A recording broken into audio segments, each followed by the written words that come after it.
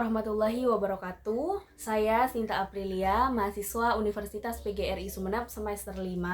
Di sini saya akan mempresentasikan mengenai rencana pelaksanaan pembelajaran pada mata kuliah Strategi Pembelajaran. Di sini saya memuat materi mengenai perancangan atau menulis puisi. Tidak hanya ada beberapa komponen yang akan saya jelaskan, yakni yang pertama adalah tujuan pembelajaran. Yang pertama adalah siswa akan mampu menjelaskan pengertian puisi, siswa mampu menjelaskan jenis-jenis puisi, siswa mampu merumuskan karakteristik struktur puisi, siswa mampu menjelaskan suasana, tema, dan makna puisi yang terkandung dalam puisi yang pernah didengar atau dibaca. Nah, mengenai tujuan pembelajaran yang sudah saya jelaskan tadi tentunya akan didukung mengenai materi pembelajaran yang akan saya muat. Nah, materi yang akan saya paparkan kepada siswa atau peserta didik yang pertama adalah definisi puisi, karakteristik puisi, jenis-jenis puisi, suasana, tema, dan makna dalam suatu puisi. Dan yang terakhir, siswa akan membuat proyek dari sumber inspirasi untuk membuat sebuah kerangka puisi.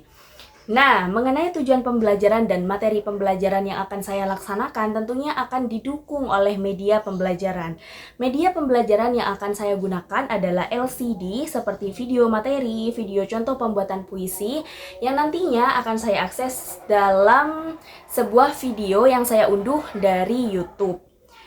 Yang kedua adalah siswa akan disuruh membaca teks puisi yang saya akan ambil dari sebuah buku. Dan yang terakhir adalah kartu. Kartu di sini berperan sebagai nomor acak untuk siswa akan mempresentasikan hasil proyek mereka.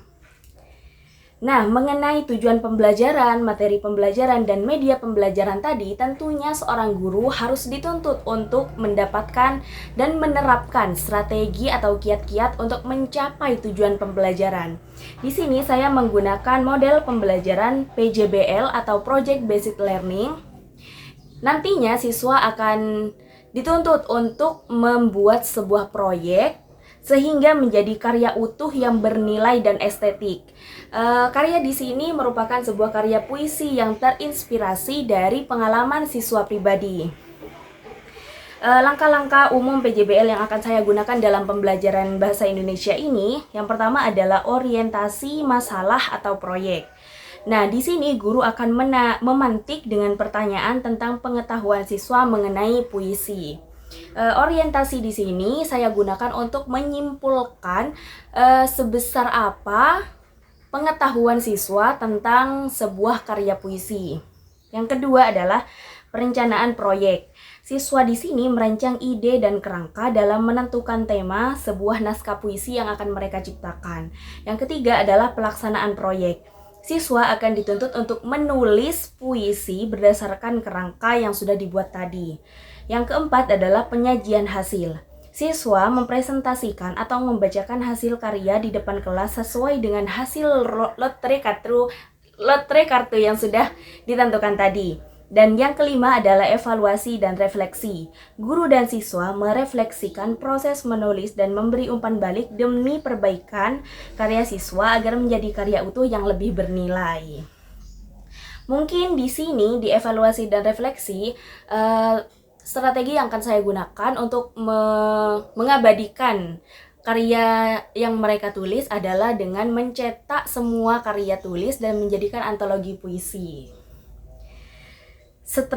Strategi pendukung yang akan saya gunakan adalah pembelajaran kolaboratif. Siswa bekerja dalam kelompok kecil untuk bertukar ide cerita. Yang kedua adalah pendekatan kontekstual. Ide cerita diambil dari kehidupan nyata siswa, seperti mengajak siswa untuk belajar di luar baik di lingkungan sekolah maupun dharma wisata untuk mengasah kreativitas seorang siswa. Dan yang terakhir adalah pembelajaran berbasis produk. Hasil akhir berupa sebuah puisi yang siap dipublikasikan seperti yang sudah saya jelaskan tadi menjadi antologi puisi. Langkah-langkah pembelajaran yang akan saya lakukan termuat dalam beberapa poin, yakni yang pertama adalah pendahuluan seperti kegiatan Biasa, guru akan menyapa siswa dan berdoa bersama. Apresiasi guru, menanyakan karya puisi yang pernah dibaca atau didengar, dan menyampaikan tujuan dan manfaat pembelajaran. Yang kedua adalah kegiatan inti.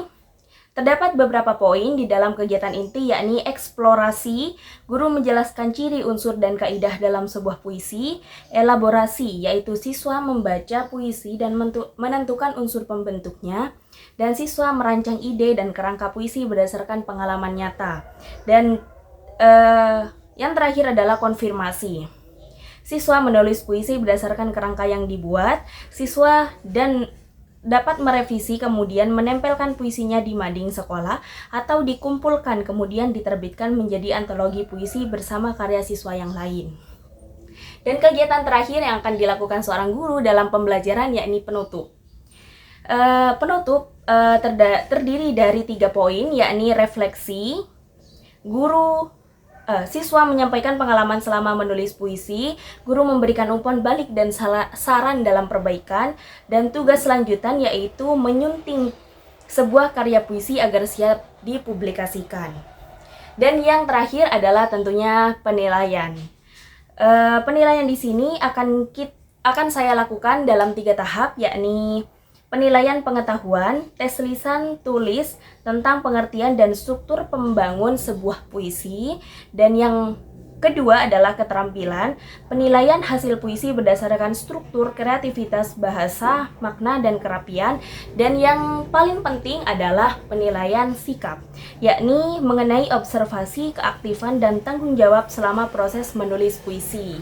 Nah, itu adalah beberapa poin yang sudah saya jelaskan mengenai rancangan saya di dalam melaksanakan pembelajaran sebuah materi menulis puisi. Sekian dari saya. Wassalamualaikum warahmatullahi wabarakatuh.